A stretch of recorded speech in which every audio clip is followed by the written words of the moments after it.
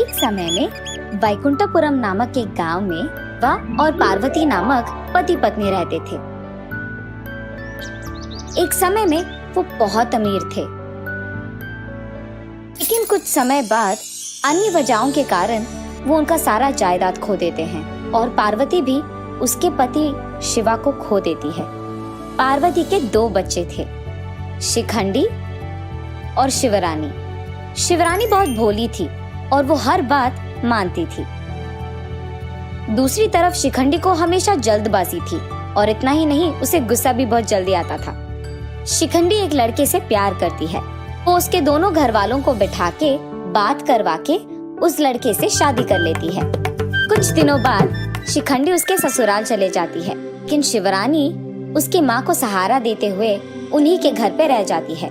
ऐसे कुछ दिन बीत जाते हैं। जैसे जैसे दिन बढ़ते गए, ऐसे ही पार्वती का सेहत भी बिगड़ता गया और क्योंकि माँ की हालत ठीक नहीं है, शिवरानी उसकी माँ के साथ हर वक्त रहते हुए, उनके हर काम करते हुए उनकी अच्छी देखभाल करती है।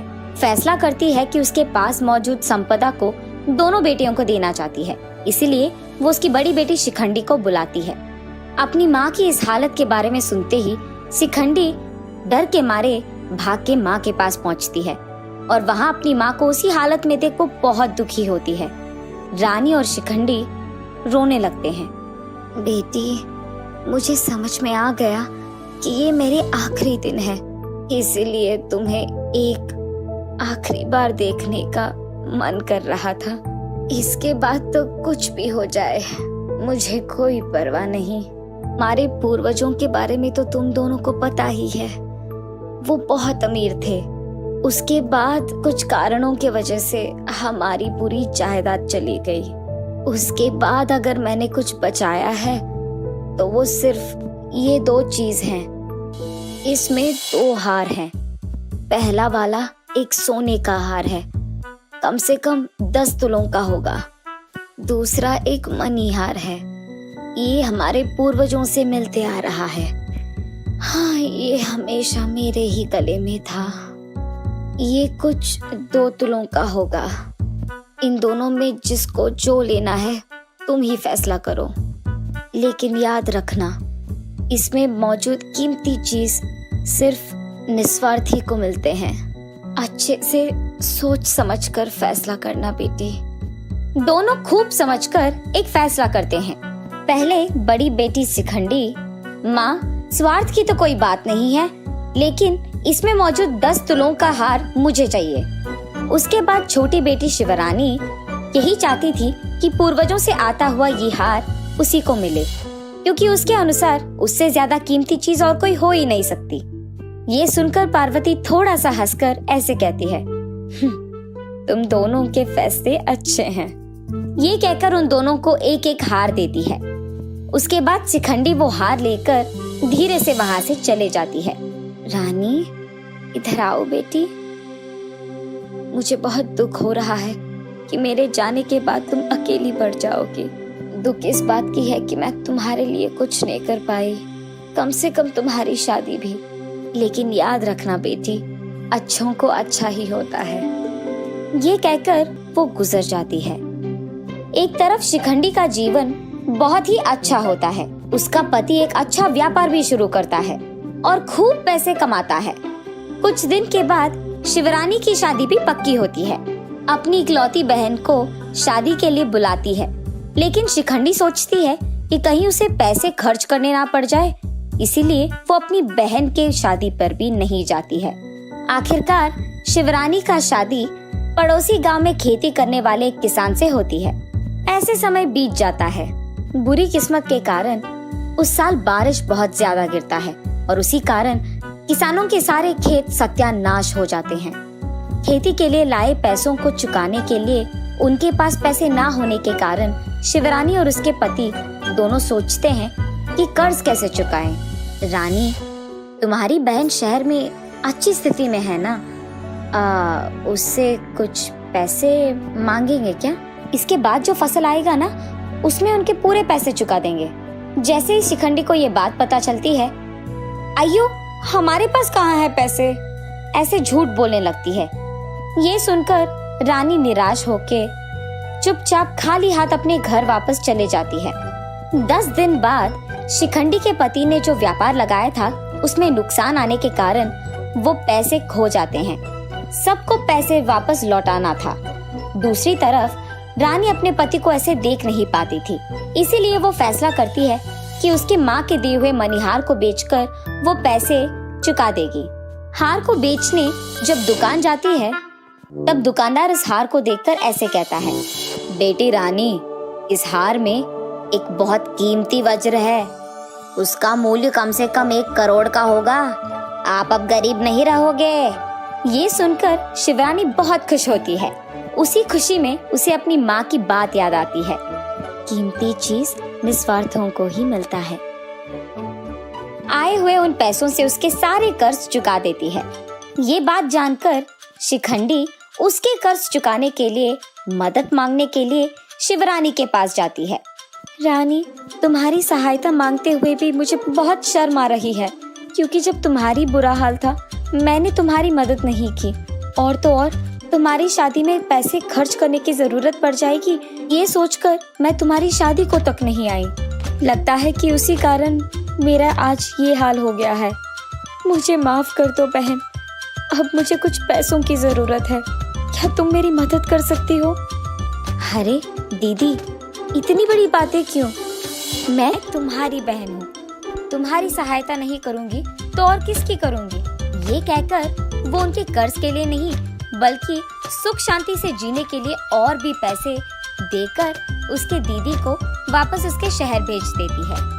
कुछ दिन बाद रानी ये फैसला करती है कि जितने पैसे उसको चाहिए हैं वही उसके पास रखकर बाकी से वो उसके माँ के नाम एक आश्रम खड़ा करेगी। माँ, पूर्वजों से आता हुआ ये हार बेचने के लिए मुझे माफ कर दो। ये कहकर वो उसकी माँ के नाम पे एक आश्रम स्थापित करके सबकी मदद करते हुए रहती है।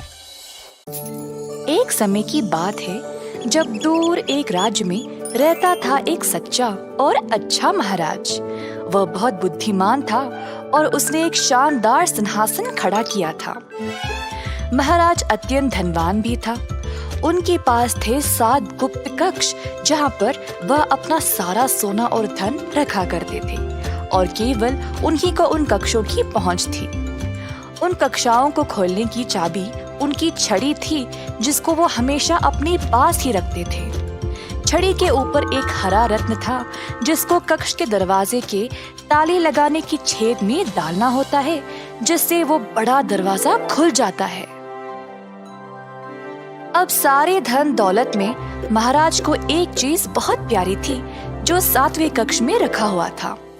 वह एक सुंदर अंगूठी थी जिसको महाराज की माँ ने मरने से पहले दिया था। अतः महाराज ने उस अंगूठी को एक शीशे के बक्से में रखा था। हर रोज अपनी माँ की याद में वह उस अंगूठी को देखा करते थे और फिर अपनी छड़ी से दरवाजा पर ताला लगा देते थे।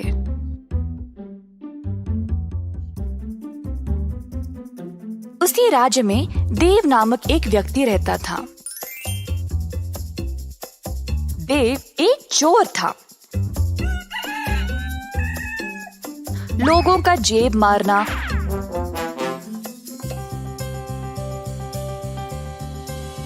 और छोटी मोटी चोरी दुकानों से करना उसका काम था। मगर अब देव इन छोटी मोटी चोरियों से ऊब गया था। अब कुछ बड़ा करना चाहता था, अमीर बनने के लिए। अब एक ही जगह इस लायक थी, महाराजा का महल। पर वो उधर जाएगा कैसे? महाराजा से ही सीधा कैसे चोरी करेगा? देव लालची था और कई दिनों तक इस महा चोरी की योजना बना रहा था।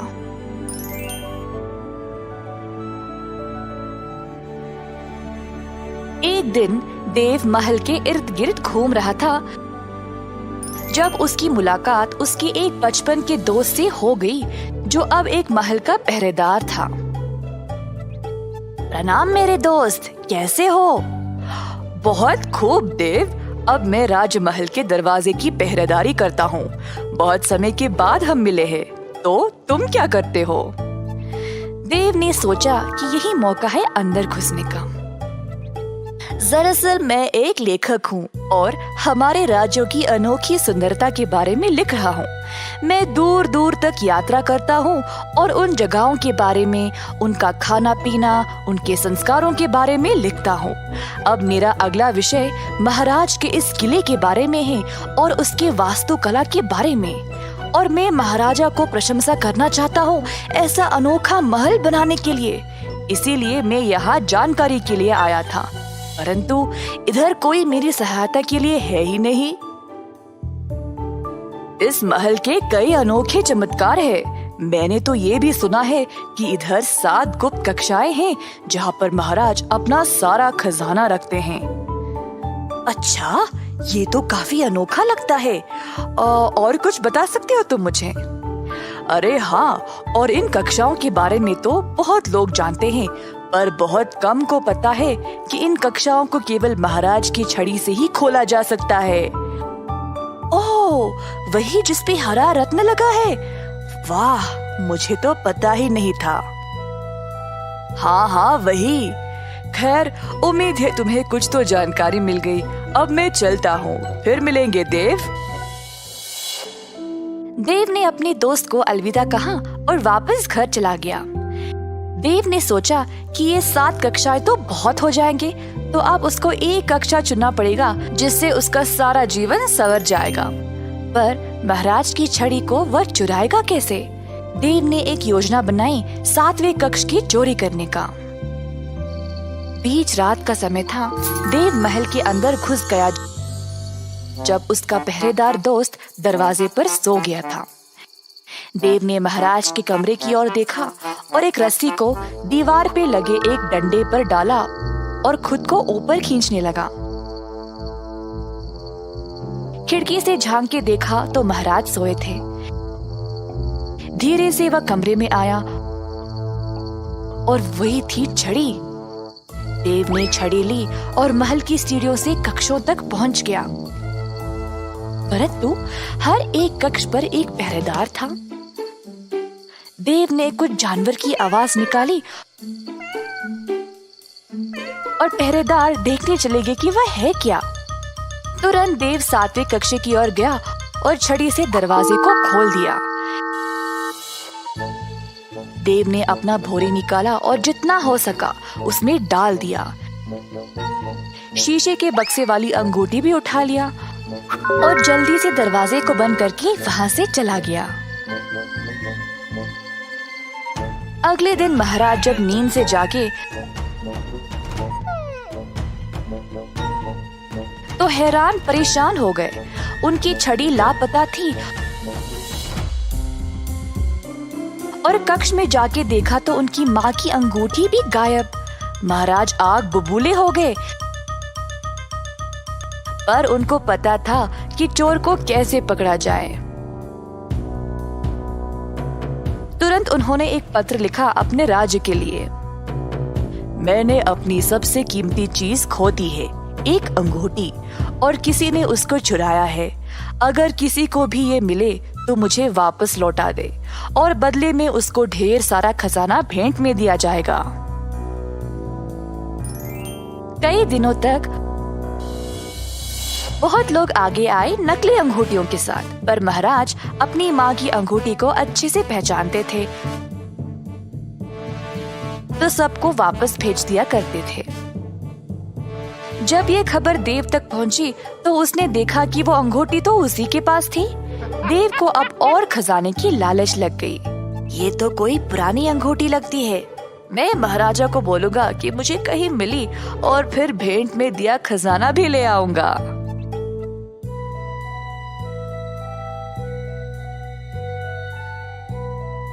देव महाराज के पास गया और बोला, प्रणाम महाराज, मुझे ये अंगूठी मिली है तो आपको दिखाना चाहता था। अगर ये आपकी है तो ले ले और मुझे बदले में कुछ नहीं चाहिए। महाराज ने अंगूठी की ओर देखा और उसको पहचान लिया। धन्यवाद, ये मेरी ही है। देव अखड़ने लगा। अब वो और भी धनवान बनने वाला था क्योंकि महाराज खुश लग रहे थे। एक मिनट, इस अंगूठी को तो तुमने ही चुराया है ना?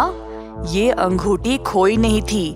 मैंने वो पत्र इसीलिए भेजा था क्योंकि मुझे पता था कि चोर बहुत लालची होगा। कई लोगों ने नकली अंगूठियां लाई थी, पर केवल तुमने असली वाली लाई क्योंकि तुम ही चोर हो। सैनिकों, ले जाओ इसको और सलाखों के पीछे डाल दो हमेशा के लिए। नहीं नहीं महाराज, माफ कर दो, मैं सब कुछ वापस लौटा दूंगा। कृपया मुझे सलाखों के पीछे मत डालो। इस कहानी से हमें ये सीख मिलती है कि लालची लोगों को हमेशा मुसीबत झेलनी पड़ती है।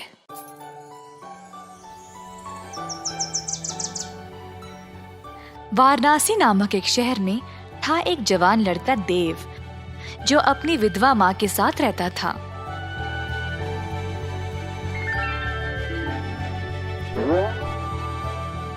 उनकी थी 1 एकड़ की जमीन, जिसमें वह काम करके अपनी रोजी रोटी कमाते थे।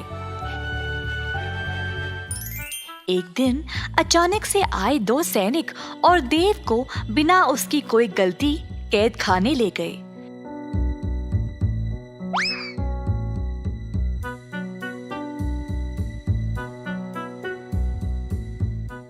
देव की माँ ने सैनिकों से बहुत भीख मांगा, पर उन्होंने उनकी बात नहीं सुनी और उसको कैद खाना ले गए।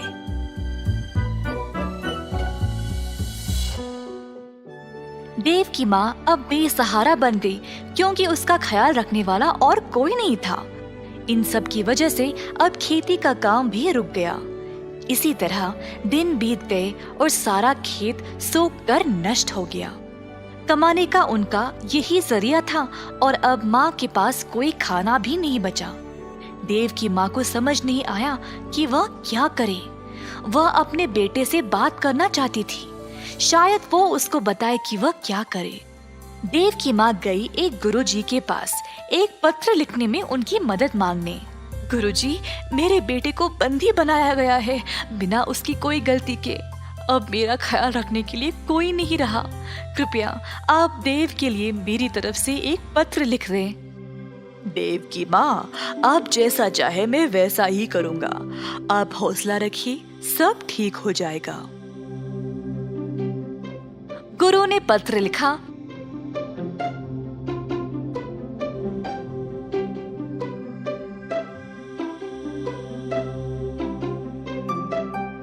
और फिर देव की माँ उसको कैद खाना ले गई। दरवाजे पर पहरेदार ने माँ को रोका। कौन हो तुम? मैं ये पत्र अपने बेटे देव को देना चाहती हूँ। आपको अंदर जाने की आवश्यकता नहीं है, इस पत्र को उस डिब्बे में डाल दो। देव की माँ ने वैसा ही किया और वहाँ से चली गई। कैद खाने पर जो भी खाना, पत्र या तोहफे आते थे, पहले पहरेदार उनको जांचते थे और तब ही कैदियों तक पहुंचाते। इसी तरह देव की माँ का पत्र भी पहले पहरेदार ने जांचा और फिर देव तक पहुंचाया। माँ का पत्र पढ़कर देव को बहुत बुरा लगा। वह सोच रहा था कि वह क्या करे जब उसके बाजू में एक और कैदी ने बोला, हे देव, तुम्हारे परिवार ने क्या भेजा है तुम्हारे लिए? कुछ नहीं भाई, बस ये पत्र है। मेरी पत्नी ने मेरे लिए मेरा मनपसंद केक भेजा है, पर इन पहरेदारों ने तो इनको पूरा खराब कर दिया। तो हमें जो भी मिलता है हर एक चीज की जांच होती है क्या? हाँ जी भाई साहब। देव को इस बारे में पता लगने के बाद उसने वापस अपनी माँ को एक पत्र लिखा। पहरेदार एक एक करके पत्र पढ़ते गए जब एक पहरेदार ने बोला, हे, देखो इस पत्र में क्या लिखा है। क्या है, जरा दो इधर। पहरेदार ने फिर जोर से पत्र को पढ़ा। मैया, आप मेरी चिंता ना करें। बहुत साल पहले बापू ने हमारे खेत में एक मटका छुपाया था जिसमें बहुत सारा सोना और खजाना रखा है। आप उस मटके को खोद निकालो और फिर उस धन से आपकी सारी परेशानी समाप्त हो जाएगी। अच्छा, चलो भाई, जल्दी जाकर इस खजाने को ढूंढ निकाले। दोनों पहरेदार लालची बन गए और देव के खेत पर जाकर जमीन खोदने लगे। खोदते खोदते उन्होंने पूरे 1 एकड़ की जमीन को खोद दिया, और उनको कोई खजाने का मटका मिला ही नहीं। जल्द वे थक गए। क्या करे ये ना जानकर दोनों पहरेदार वापस कैद खाना चले गए। अगली सुबह जब देव की माँ जागी तो उसने देखा कि सारा जमीन जोता हुआ था और ताज़ी मिट्टी बाहर आई हुई थी। देव की माँ ने फिर से खेती बाड़ी का काम शुरू किया और अन्य बीज बोया। धीरे धीरे वह पैसे कमाने लगी और कुछ ही समय में उसने काफी पैसे जमा लिए, जिससे उसने अपने बेटे को जेल से रिहा करवा लिया।